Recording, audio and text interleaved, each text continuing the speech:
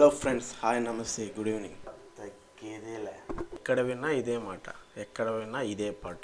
పుష్పరాజ్ ఎవరు తగ్గేదేలే. అందుకేగా మరి 1000 కోట్ల మరి కేవలం 6 రోజుల్లోనే దాటేసింది మన పుష్పరాజ్. ఇది ఏమైనా రికార్డ్ అనే చెప్పుకోవాలి.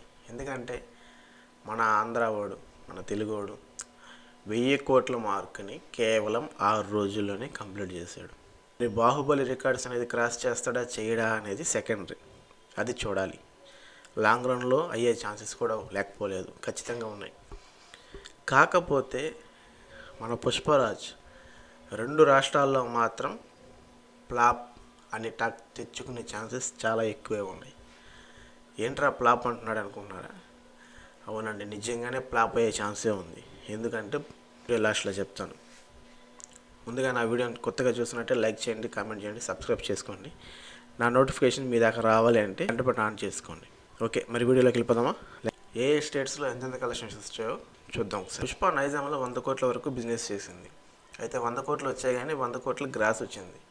అంటే 70 కోట్లు మాత్రమే షేర్ వచ్చింది. ఇంకా 30 కోట్ల షేర్ వచ్చిందంటే బయటపడిపోయినట్టే. ఖచ్చితంగా వచ్చే ఛాన్సెస్ లేకపోలేదు, చాలా బాగా ఉన్నాయి. మన ఆంధ్రాలో కూడా 95 కోట్ల వరకు బిజినెస్ చేసింది. 90 కోట్ల గ్రాస్ అయితే వచ్చింది, కాబట్టి 65 కోట్లు మాత్రం షేర్ వచ్చింది.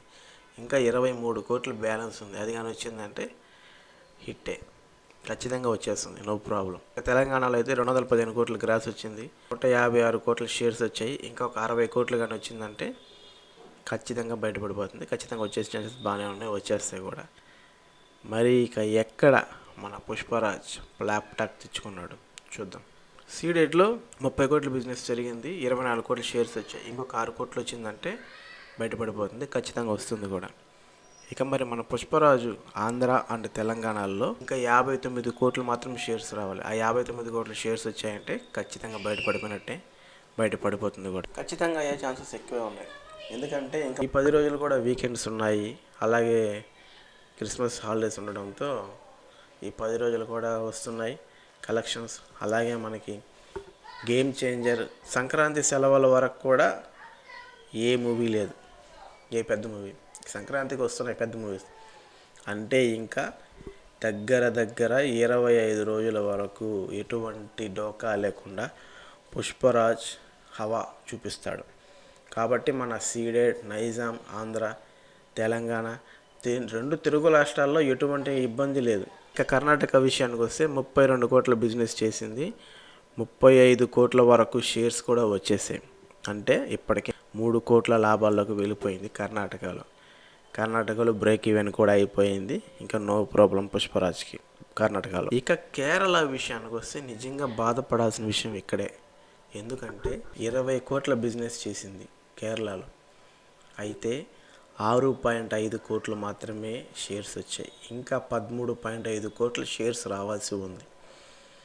ఇంత హైప్తో వచ్చిన మూవీ, ఇంత హై రేట్స్ ఉండి ఈ 6 రోజుల్లోనే వీకెండ్స్ అన్నీ కలుపుకొని 6.5 కోట్లు వచ్చిందంటే ఇంకా 13.5 కోట్లు రావడానికి కనీసం 20 days ఇదే విధంగా ఉంటే తప్ప రాదు. కానీ డే బై డే క్రౌడ్ తగ్గుతుంది, కలెక్షన్స్ తగ్గుతాయి. కాబట్టి ఖచ్చితంగా రానున్న ఎంత లాంగ్ రన్ వేసుకున్నా కూడా 13.5 కోట్లు రావడం కష్టమే. అంటే పెట్టిన పెట్టుబడే రాకపోతే ఖచ్చితంగా అది ఎంత పెద్ద సూపర్ డూపర్ హిట్ అయినా కేరళ వరకు అది ఫ్లాప్ కిందకే కాన్సిడర్ అవుతుంది. కేరళలో పెట్టిన అసలే రాకపోతే లాసేగా, లాస్ అన్నప్పుడు అది ఫ్లాపే. కేరళ ఇదొకటి పాయింట్ చేసుకోండి. 45 కోట్ల బిజినెస్ చేసింది పుష్పరాజ్, అయితే ఈ 6 రోజుల్లో వచ్చింది కేవలం 25 కోట్ల షేర్ మాత్రమే. ఇంకా 30 కోట్ల షేర్ రావాలి అంటే డబుల్ అన్నమాట. గ్రాస్ వైజ్ ఎత్తుకుంటే 45 కోట్ల నుంచి 50 కోట్ల వరకు గ్రాస్ రావాలి. ఇంత మొత్తం లాంగ్ రన్లో వస్తుందా అంటే చెప్పలేం. అదే అక్కడ సైడ్ ఇప్పుడు వర్షాలు, తుఫాన్లు కూడా ఉన్నాయి, ఇది కూడా పెద్ద ఇబ్బంది. ఇక చూడాలి కేరళ అండ్ తమిళనాడులో పుష్పరాజ్ హవా చూపిస్తాడా లాంగ్ రన్లో అయినా, లేదా నష్టాలు మిగిలిచ్చి వరల్డ్ వైడ్ బాక్స్ ఆఫీస్ వద్దలు కొట్టిన కేరళ అండ్ తమిళనాడులో మాత్రం ఫ్లాప్గా మిగిలిపోతుందో చూడాలి. కేరళ మాత్రం చాలా బాధాకరమైన విషయం ఏంటంటే కేరళలో అల్లు అర్జున్ని మల్లు అర్జున్ అని ముద్దుగా పిలుచుకుంటారు, చాలా అభిమానిస్తారు. అటువంటి చోట ఎందుకు ఇంకా మనకి నష్టాల్లో ఉంది అనే దాని గురించి విశ్లేషిస్తే ఇక్కడ హై రేట్స్ ఉన్నాయి, దానివల్ల జనాలు కొంచెం బ్యాక్ స్టెప్ వేశారని మనకు క్లియర్గా తెలుస్తుంది. ఇక హిందీ విషయానికి వస్తే హిందీలో 200 కోట్ల బిజినెస్ చేసింది పుష్పరాజ్.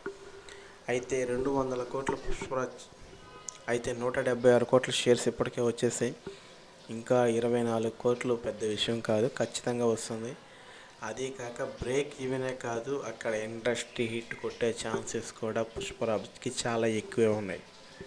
అంటే ఈసారి హిందీలో షారూఖ్ ఖాన్, సల్మాన్ ఖాన్ ఇలాగా ఖాన్ల హవా ఉండే హిందీలో మన ఆంధ్ర అల్లు అర్జున్ హవా చూపించబోతున్నాడా చూడాలి. ఇక ఓవర్సీస్ విషయానికి వస్తే ఇక్కడ 100 కోట్ల బిజినెస్ జరిగింది. 86 కోట్ల షేర్స్ ఎప్పుడో వచ్చేసాయి. ఇంకా 14 కోట్ల మాత్రం బ్యాలెన్స్ ఉంది. అంటే ఓవర్సీస్లో హిట్ అవ్వాలంటే 14 కోట్ల షేర్స్ వస్తే చాలు. ఖచ్చితంగా 14 కోట్లు వచ్చేస్తాయి, నో ప్రాబ్లం, డోంట్ వరీ.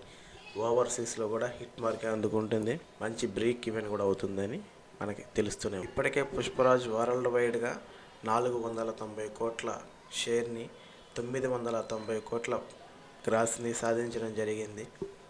ఇప్పటికి 1000 కోట్లు అయిపోయి ఉంటాయి అనుకోండి. నేను రిపోర్ట్ చేసే టయానికి 990 కోట్ల గ్రాస్ ఉంది.